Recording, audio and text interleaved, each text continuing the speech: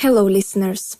I'm Antonina Rybka, the project manager for the Europe-Ukraine desk, of which this podcast is a part.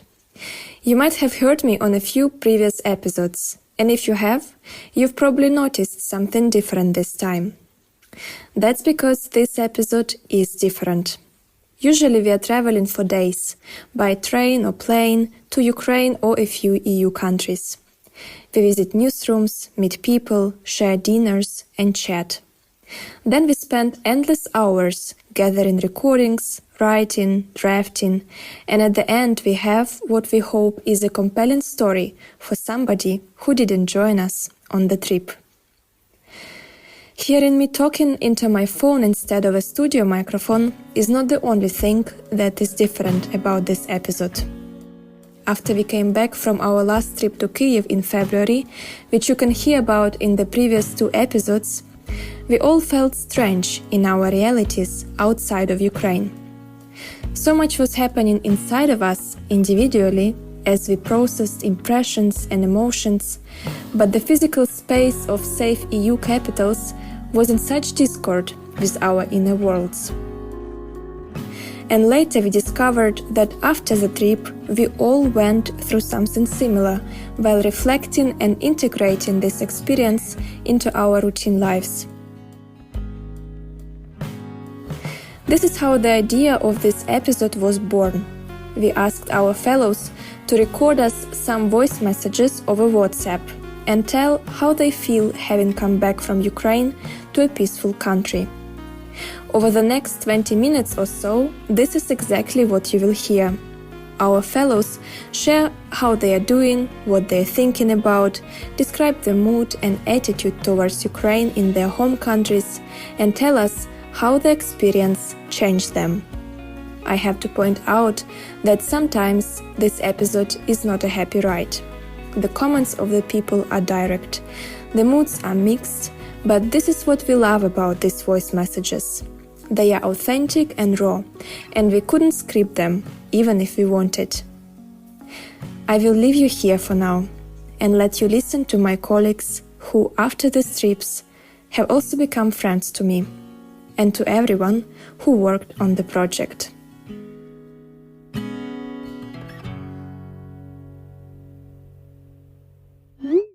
There are a number of observations I made during my visit to Ukraine. None of them are particularly original, but all of them mean a lot to me personally because they are my own discoveries on the ground, things that I saw with my eyes and heard with my own ears, and therefore they bring out the kind of reality about the war in Ukraine that you cannot get through television, radio, or any other kind of media. Probably the number one observation that stayed with me after I returned has to do with the stoicism of people, the way people get on with their daily lives in an utterly admirable manner, it has to be said. No one complains about anything, no one dramatizes what is already obviously a dramatic and extremely hard situation. People get on with their daily lives in ways which I find almost disturbing, but it is in a quiet way a refusal to be bent, to be twisted by war, to be made to suffer. Another observation which stands out to my mind is solidarity. Solidarity between Ukrainians in the face of war, in the face of suffering, in the face of all sorts of deprivations. A particularly good example was one in Chernihiv, where an engineer, an electrical engineer as far as I can remember, would go to work and put in a full day of work and then would not go back to his family but would go and help people who lost their houses build new houses, build new homes. And he would do that every day, and he did it for a number of people. And that, I think, is also a sign of the strength of civic ties, a sign of the strength of human ties between Ukrainians, which you can obviously see on film. You can see it in the news, I guess, whenever it's reported, and it's not reported that frequently, to be honest.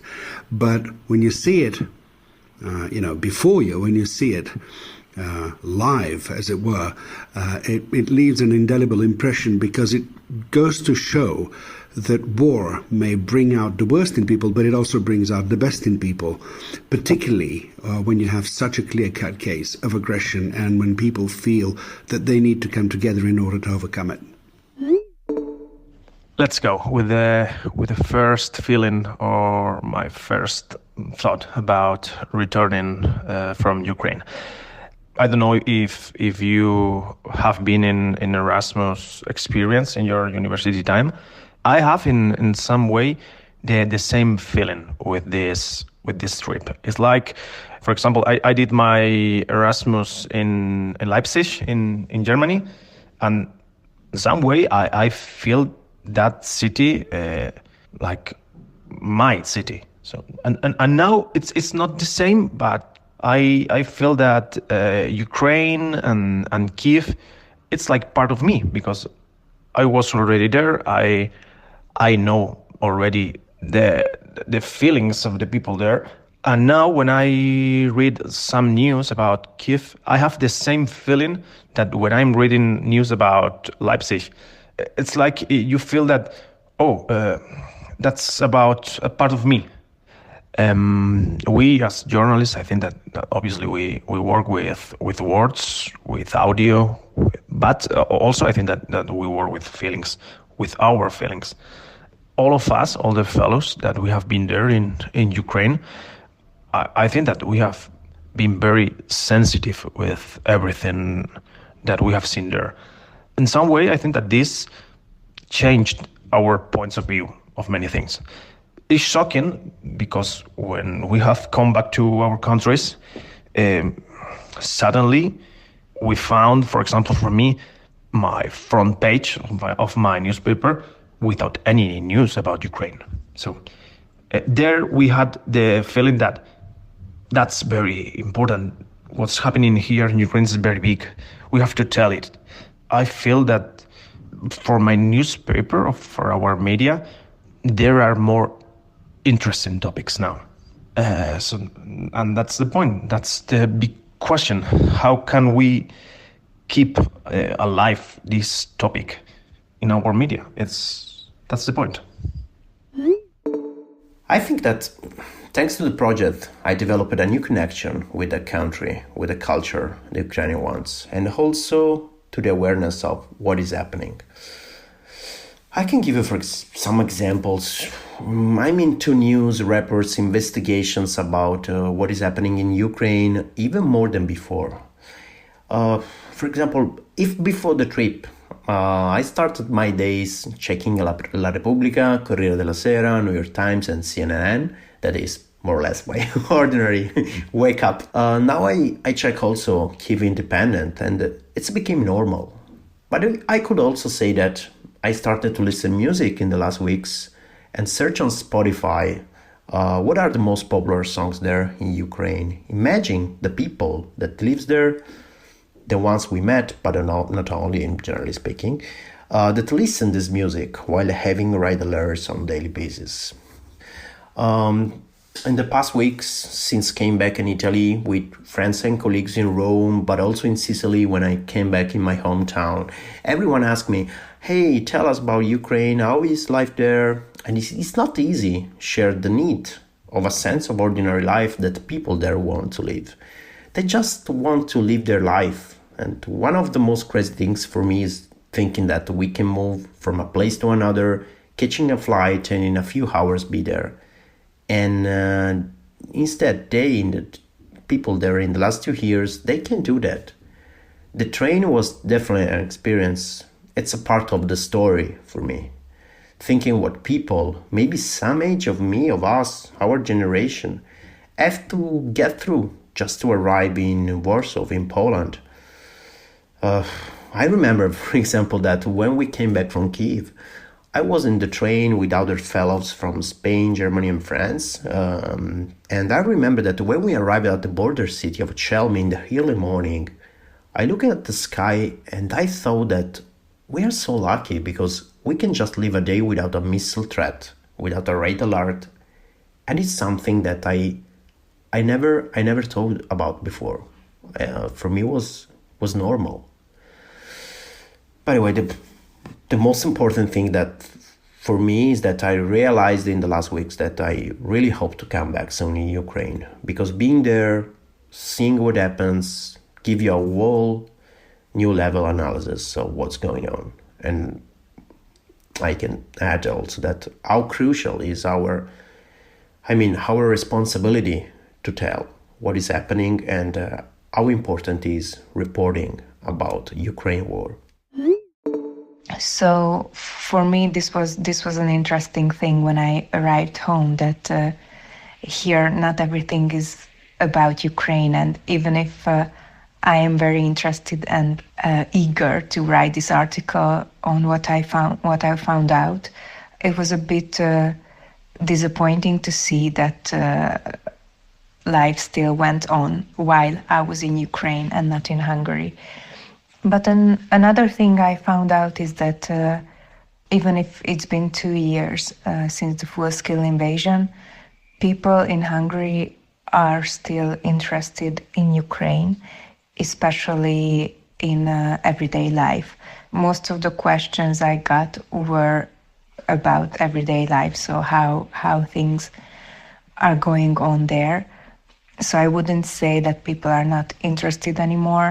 Also, I think that in Hungary, the situation is a bit tricky, partly because of our pro-Russian and anti-Ukrainian government, but also because we have a huge Hungarian minority in Ukraine. And this topic is very sensitive. And I think there are also a lot of misunderstandings and misconceptions concerning the everyday life of Hungarians in Ukraine. So I believe that because of all this, Ukraine is just too close for us to not to be a controversial topic. If I could only use one word to describe my transition back to my normal life in Hungary, I guess it would be contrast. And I'm fully aware of how cliche it might sound. But after spending a week in Ukraine during wartime, it really felt like I've experienced the most dramatic shifts arriving back home, back to Budapest. And for some reason, it seemed as if even the weather was against me, or at least trying to play really hard into this harsh and inappropriate contrast for me. I guess I returned from a really grey and cloudy Kyiv, normal mid-February weather for that city, but I found that Budapest was having its hottest and sunniest February ever when I came back, and I'm not kidding. These days were like record breakers in meteorological terms. So even though I consider myself to be a huge fan of spring, usually I'm really looking forward to the first sunlight, the first sunny days after a long winter. Somehow this revival, the revival of the nature, and also the changes coming in my life didn't fare right.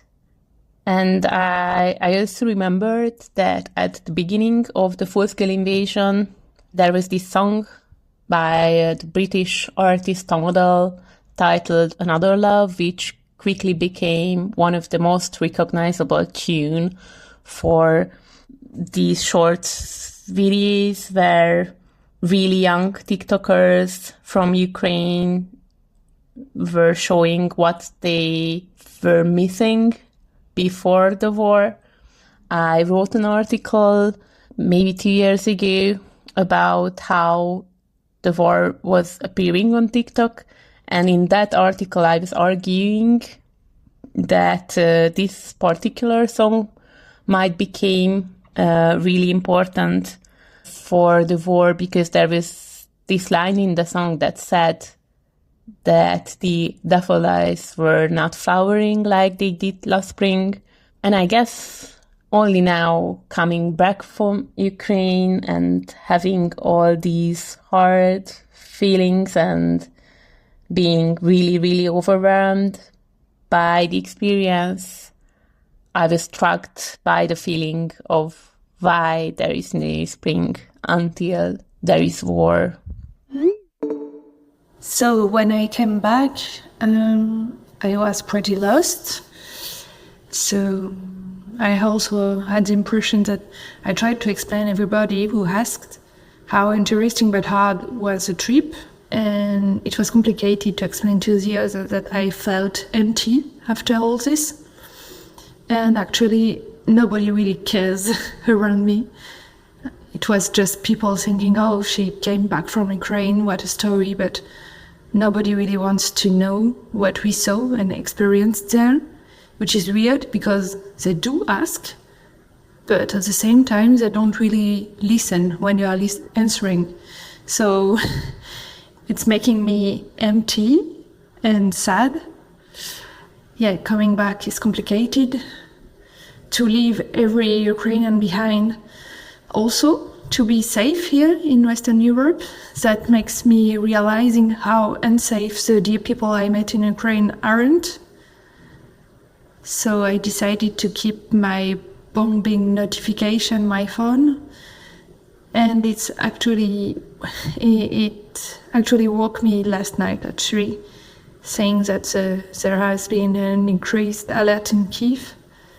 And I know it's weird to keep it, but I just can't delete the app because it would make me blind on the situation in Ukraine, and I don't want to forget in a way. I spent so much time thinking about what it would be like to travel to Ukraine and how I would cope with everything, with the air raids, and whether it would be safe enough and whether I have packed everything. And when I was there in the first week, I was really euphoric because, I saw people wouldn't let themselves be defeated, and that the city Kyiv was free, that the Russians couldn't take it in 3 days, and that I was there and could move freely through the city. But then in the second week on my travel through Ukraine, I went to the cemeteries where the soldiers are buried, and I tried to go on every chance I got, and I got a lump in my throat that wouldn't go away anymore. And when I got home, I realized that I hadn't thought a lot about what it would be like to come back from Ukraine. But the lump in my throat that had developed in Ukraine just wouldn't go away. I thought I would feel relief that I was safe at home again, but I felt really sad. And I wanted to tell everyone I met about the graves I've seen, the many, many graves. But here in everyday life, the war seems so far away and there's never enough time to tell and to talk about it. Everyone is in a rush, me too. I don't know what to say, and few people ask. And it's not that there's no support. People around me really wish that Ukraine will win this war, and I think there's also support from the politics. But compared to the Ukrainians, I wonder if we couldn't do more. Like everybody in their own field, like we saw in Ukraine, the artists, the military, and the teacher, and the museum staff, and like everyone we met. To me, it seems like here in Germany, the war is perceived as something that is really far away and that doesn't affect us. Everybody's sad about it, but it's nothing that we can do something about. And I maybe have to add that I have this feeling of this lump in my throat and also of sadness, but now I've decided to put all these feelings into the work I do, the podcast I'm doing about Ukraine, and to the stories I write. And I think that's maybe a good way to channel it, because even if people would ask me, how do you feel, how was it in Ukraine, I could not sum it up in a few words, I'm kind of lost for words. And I think writing about it is maybe something where you can channel all these feelings and all the things that you have seen. And so do we. This whole project is about giving you, the listener, a glimpse into how people with journalistic backgrounds experience a war in the middle of Europe. But it's also a way for us to process our own emotions and not just have professional discussions. You heard from Aliénor, whose Air Alert app wakes you up in France, or Vincenzo, who now listens to Ukrainian music on Spotify. This is more than just a work trip for all of us. And I want to thank everyone for trusting our project team with this.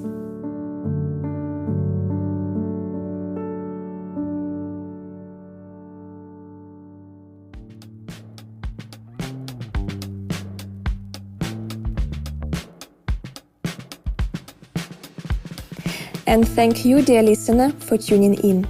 This episode was conceptualized and recorded by our editorial coordinator Sarah-Lou Lepers, along with Javor Sidorov, Juan Lopez Corcoles, Vincenzo Leone, Anna Banati, Flora Dora Chatari, Aliénor Carrier, and Elena Gorgis, whom I thank for making the long journey to Ukraine, sharing voice messages, and reminding friends, families, colleagues, and audiences about the ongoing war. Special thanks to Daniel Bilyk, who edited, sound designed, and mixed this episode.